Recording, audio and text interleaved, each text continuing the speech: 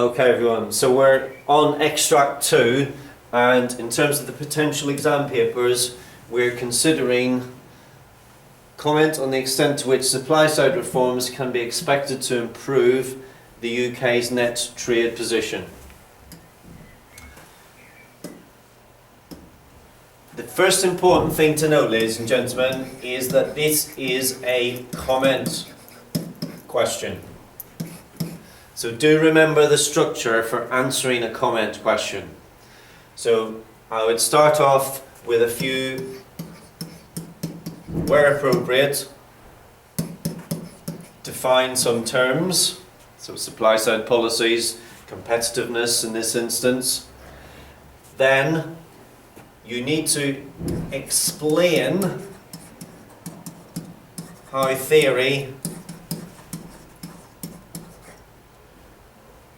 economic theory should theoretically work. But then because it's a comment, then you're going to say, on the other hand,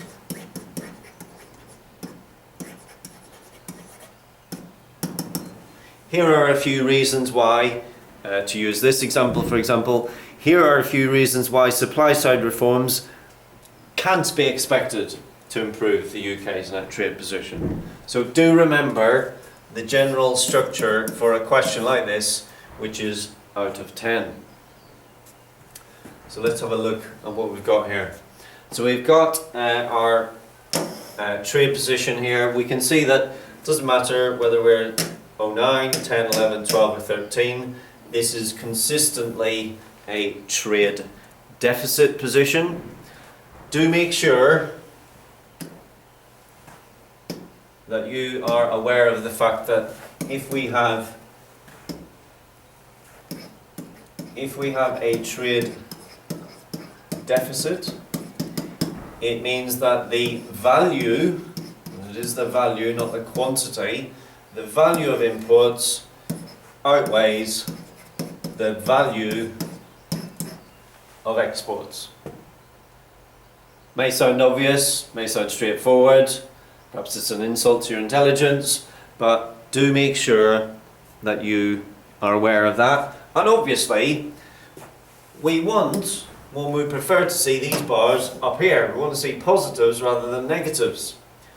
The cumulative total of these negatives for most of years is around about minus 25 to 30 billion, something like that. Well, we want to be reversing that. So we want to see a rise in the value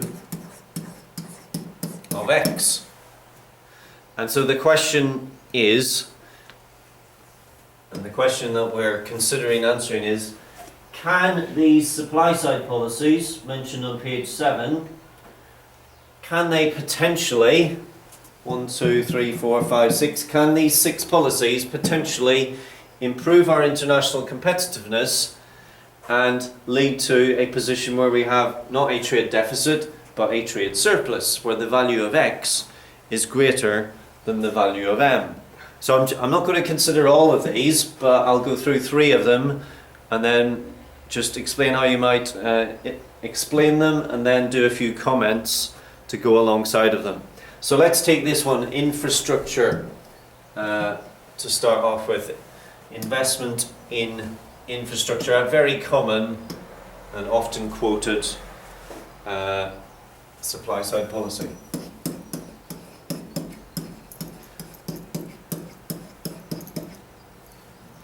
Infrastructure.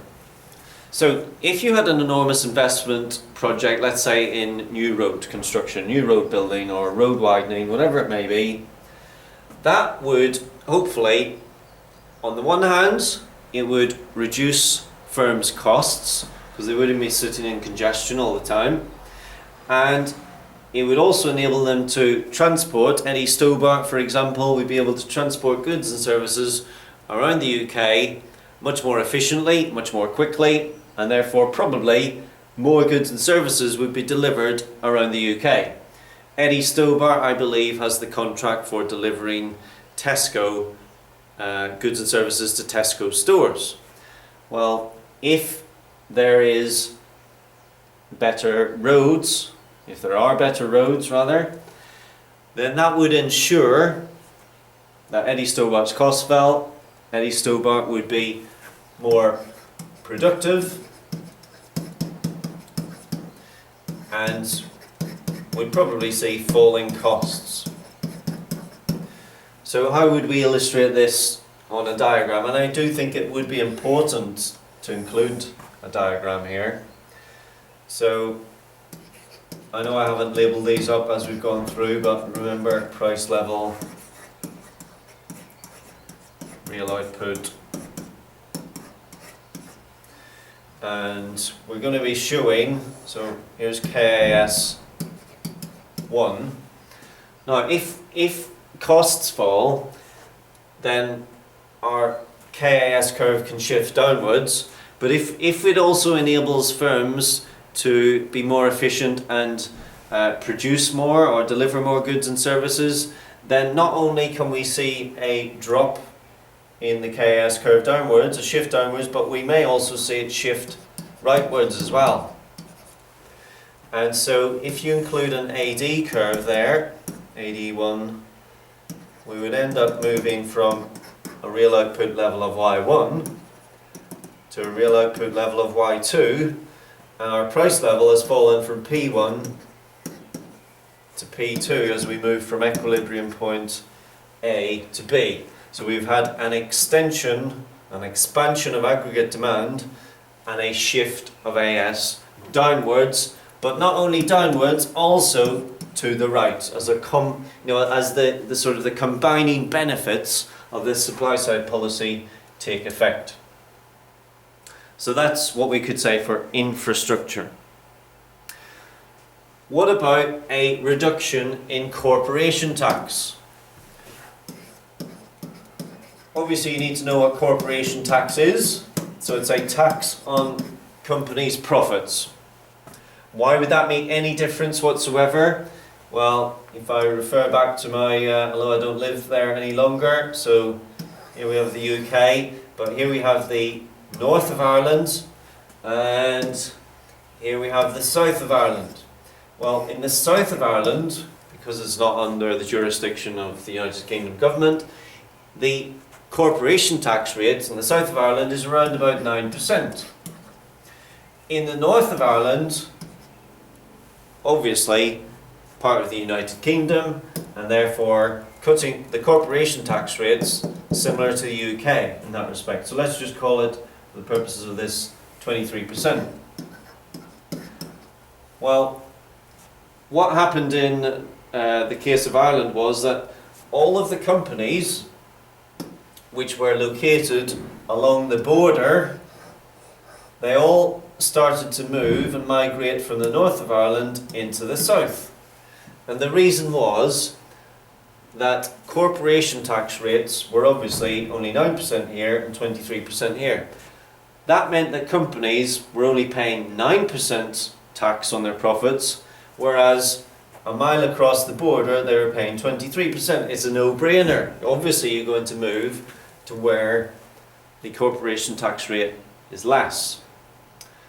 And again, that has, it's a double whammy there, because it's reducing firms' costs. Costs are falling from 23% to 9%, and it's also encouraging more firms into your country. More firms into your country means more employment, hopefully, in your country. And so again, we would be able to illustrate that by way of this diagram. So reducing costs because of the lower corporation tax, and an increasing incentive for firms to locate in your country, therefore a shift of aggregate supply to the right. So that would be corporation tax. And then the last one I want to maybe just touch on is, it talks at the end here about creating an educated workforce, and it really sort of, thought it did give you the answer there, but not, it doesn't actually. So an educated workforce, education, remember education is also termed as HCI, so that's known as human capital investment. HCI, human capital investment. Well, again, if you're an educated person, you're more likely to be more productive. And if you're more productive, you're more likely to produce more goods and services. And if you're producing more goods and services, then average cost per unit are more likely to fall. So there's a cost benefit and there's an output benefit. And again, you could illustrate that by way of said diagram. I think in the exam, you'll not be expected to discuss all the points in this table. The question might ask you to discuss 3 or something like that. And if that's the case, just discuss the 3 that you're confident with. Don't forget now that we have done, in terms of our answer, we've done the sort of the terms, explain how theory explain how theory should work, but now to get the comments, we've got to say, well, on the other hand, here's a few problems in general with these policies.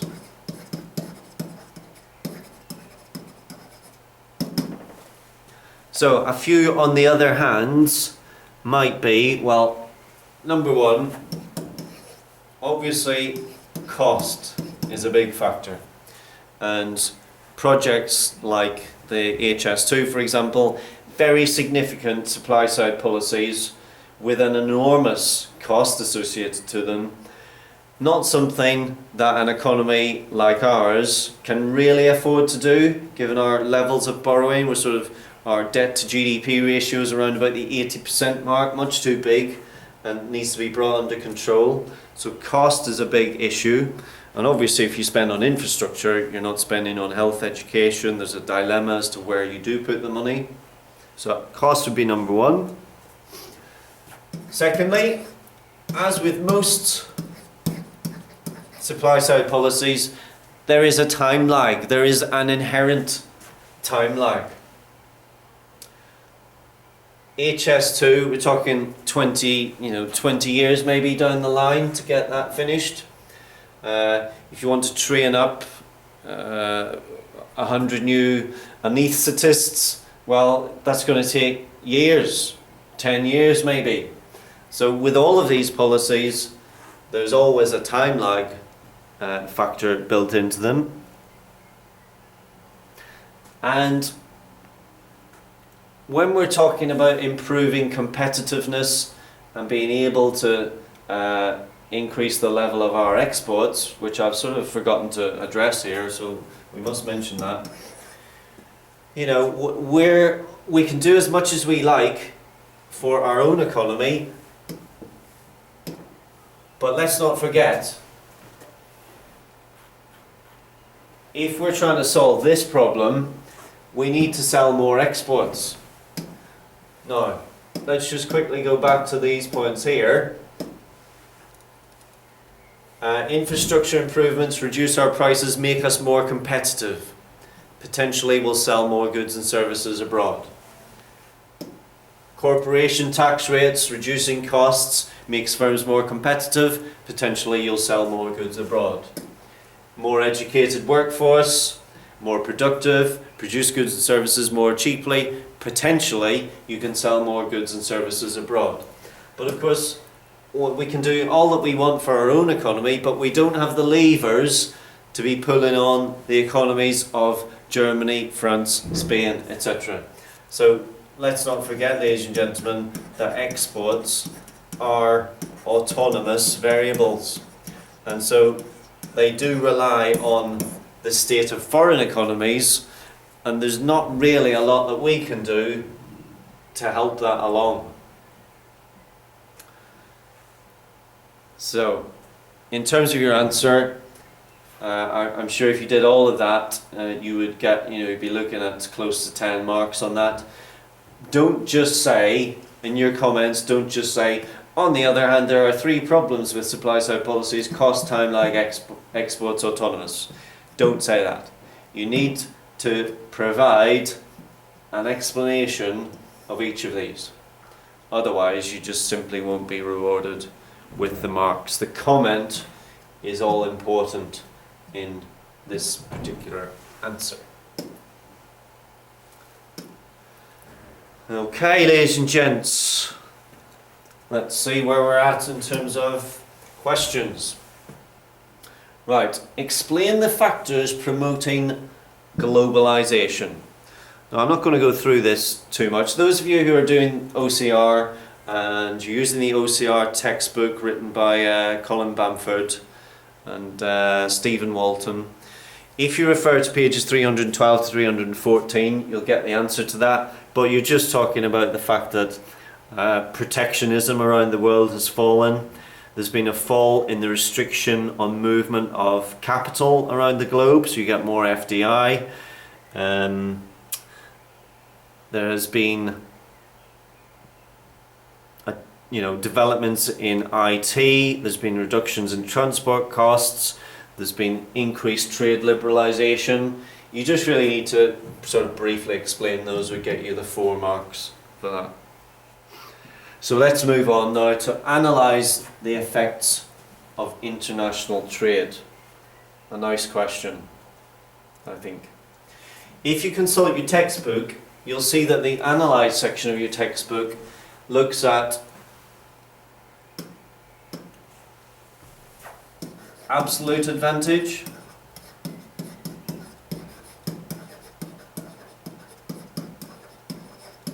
it looks at comparative advantage, it looks at terms of trade, and finally it looks at trading possibility curves.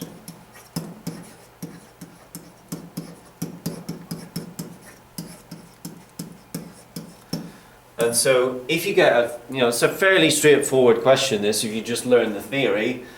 If you get a question on international trade which is simply to analyse the effects of it, you need to learn the definition of absolute advantage, of comparative advantage, be able to give a worked example of comparative advantage, link that into terms of trade and trading possibility curves.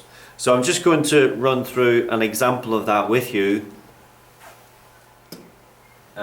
This is slightly different than the way in your OCR textbook they do this in charts. I prefer to use tables, but it's up to you really.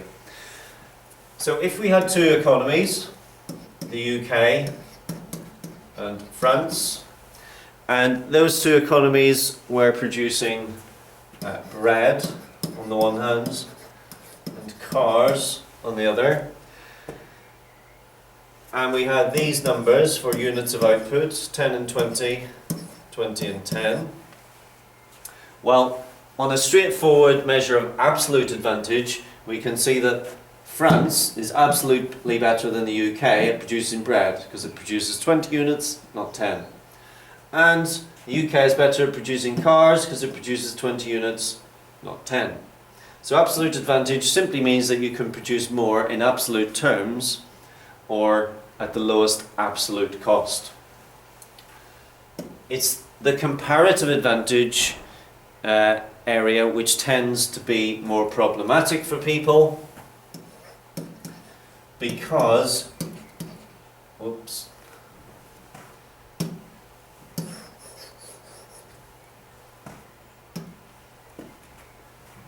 comparative advantage tends to be more problematic for people because you tend to find it difficult to work out opportunity costs. So comparative advantage is to do with the theory of David Ricardo, and comparative advantage means that a country is said to have a comparative advantage in the production of that good or service which it can produce at the lowest possible opportunity cost. So if you put a few numbers into this again, bread, cars, I'm going to change the numbers slightly here. So we've got, I'm going to say 10 and 20, and then 10 and 15. And now you're expected to be able to work out the opportunity cost ratios, which is very straightforward here, because for every unit of bread that you produce in the UK, you produce 2 cars. For every unit of bread that you produce in France, you are producing 1.5.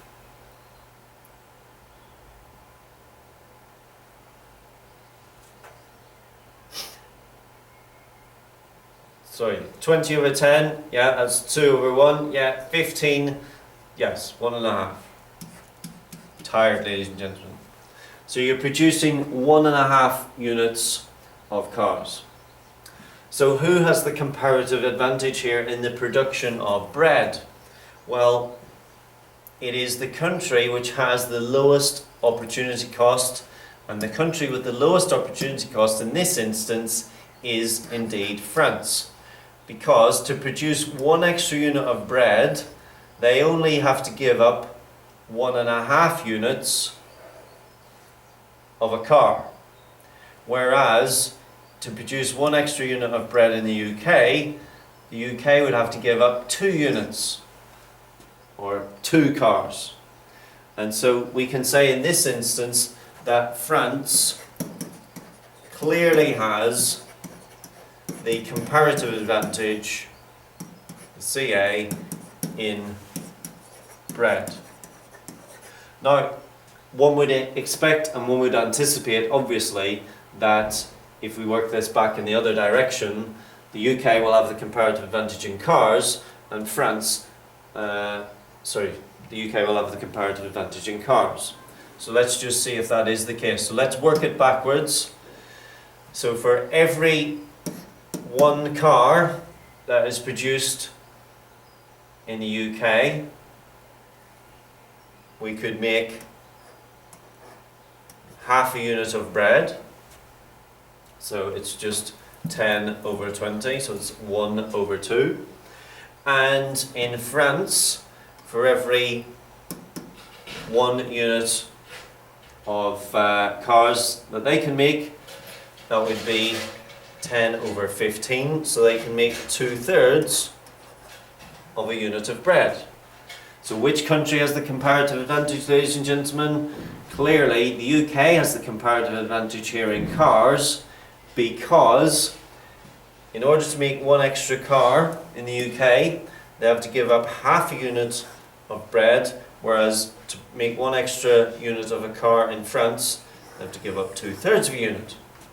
So clearly, the UK has the comparative advantage in cars, which is what we anticipated anyway. Okay, this then has an impact on what's known as the trading possibility frontier, and we can use the TPF to show where France and the UK are most likely to be better off when they trade. So we're going to use these ratios here, 1 to 2 and 1 to 1.5. So remember, the 1 in this case is corresponding to bread. So here's our axis. We're going to have bread here, and we're going to start with 1 unit of bread there. Now we're going to draw on the trading possibility frontier for the UK. So its opportunity cost ratio is 1 to 2. So on our trading possibility frontier, we're going to go 1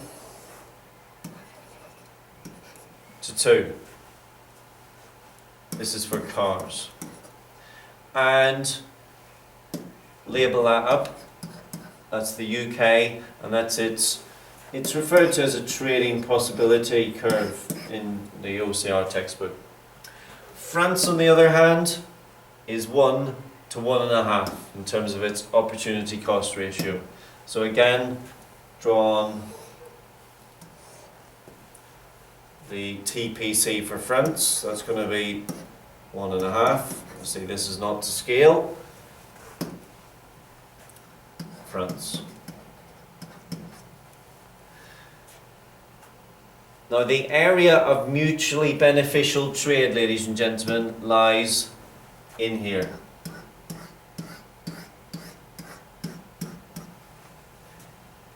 And if France can get some trade happening further to the right here, it will be better off. And if the UK can get some happening to the left of its TPC, it will be better off. So let's not forget, France is going to specialise in bread. Its opportunity cost ratio for making bread is 1 unit of bread to 1.5 units of cars. Well, if it is going to trade with the UK and is going to send over some bread to the 1 unit of bread to the UK, well, it's going to want, in return for that, it's going to want more than 1.5 units of a car back from the UK.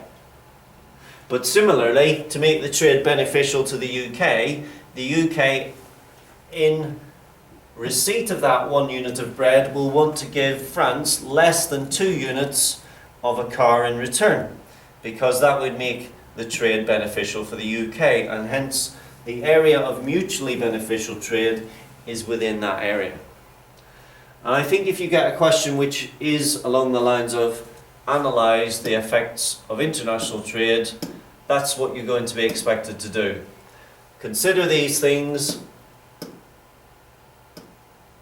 and then illustrate them by way of diagram or table,